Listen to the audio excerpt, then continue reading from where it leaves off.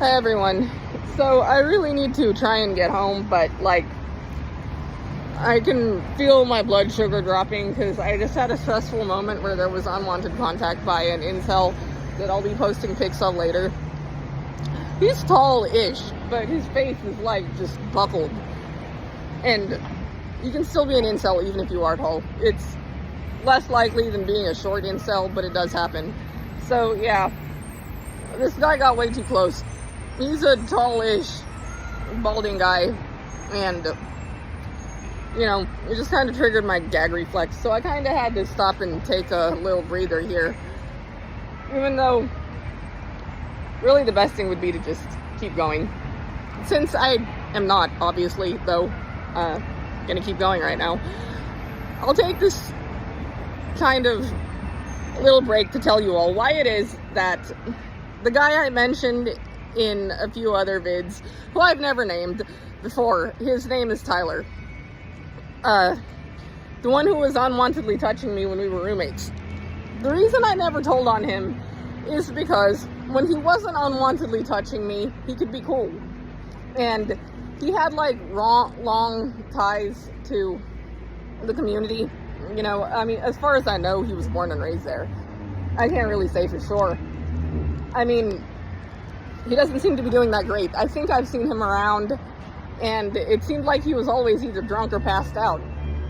And obviously when someone is in that state, I'm not going to look too close, but I think it was him. So, this guy Tyler, who was unwantedly touching me, the reason I never did anything as far as involving a third party to keep him from touching me is that, like I said, he was okay when he wasn't touching me, and he was a little bit older, so, at that age, I was 18 when this happened. You kind of feel like you want to learn something from older people, so, I would still try and kind of observe when I was around him, but that would lead to him touching me, so, before too long, it just wasn't worth it. But until that time, when I started doing everything I could to keep him from touching me, he also had a friend named Brett who I was on good terms with. I actually still think fondly of Brett just because we've known each other for a while and we'd had times that we were in close quarters together, and Brett never touched me.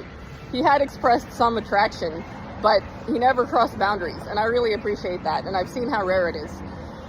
So, while I haven't spoke to him in a while, he did try to contact me once, and I ignored it, so I don't know what he was going to say, but I'm kind of hoping we run into each other again.